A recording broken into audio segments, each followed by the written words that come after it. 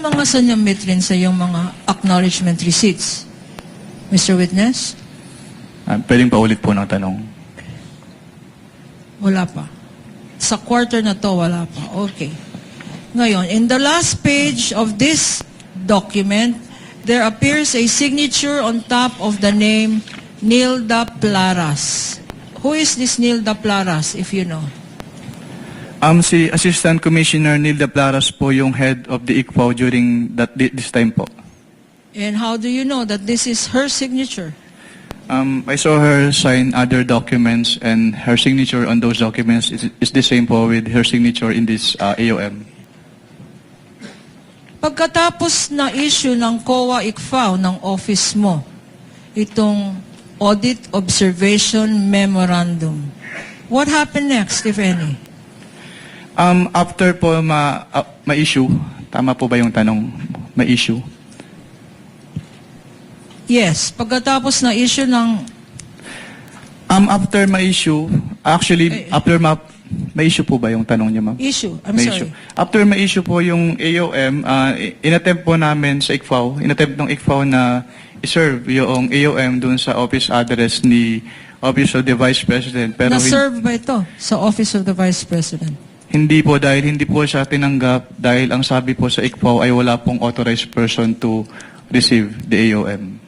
When was this attempt at service of this AOM? It was around the second week of September of 2023 po. So what happened next? Nung hindi ka kayo successful mag-serve ng AOM, what did you do? Actually, on the afternoon of the same day po na nag-attempt si ICFAO na mag-serve ng AOM, nag-submit po si Office of the Vice President ng revised accomplishment report sa ICFAO.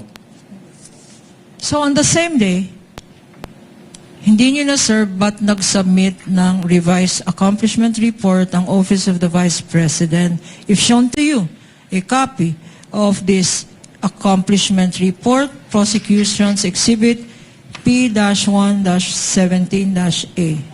Assisting counsels may approach of both parties. Also stipulated by the defense. A common document.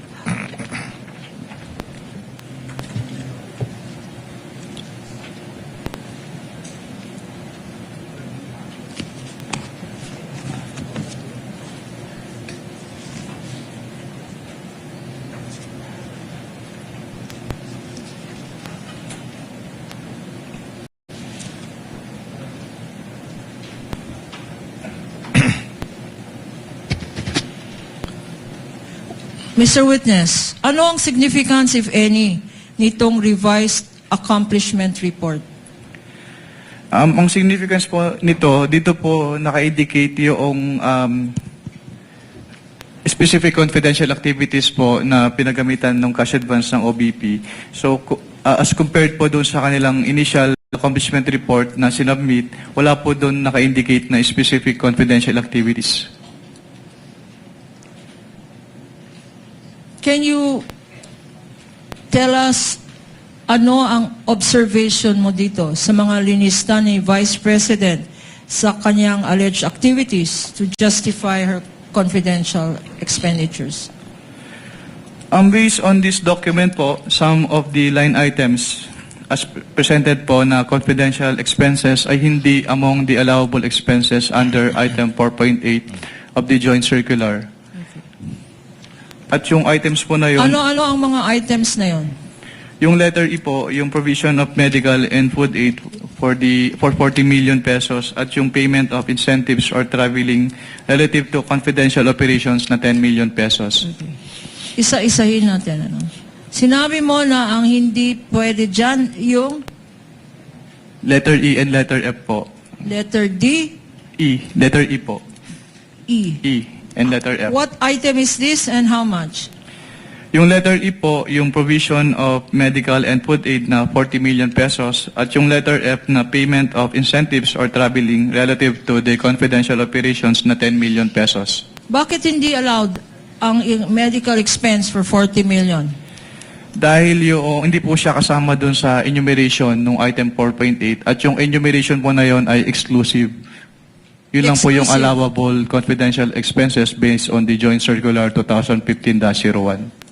What do you mean when you say the enumeration in the circular is exclusive? Anong ibig sabihin ng exclusive?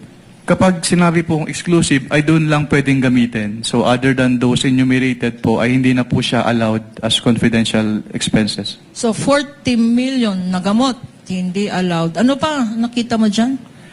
Yung item B po, yung payment of reward, kasi aside from this accomplishment report, hindi po sila nag-submit noong any document evidencing the success of the information gathering or surveillance activities on account of the information given by the informer as required po under item 4.8.5 of the Joint Circular 2015-01. So sa particular item na yan, yung payment of rewards, you are saying, our understanding is, hindi sapat na magsabi lang ng pangalan, kailangan under the circular again?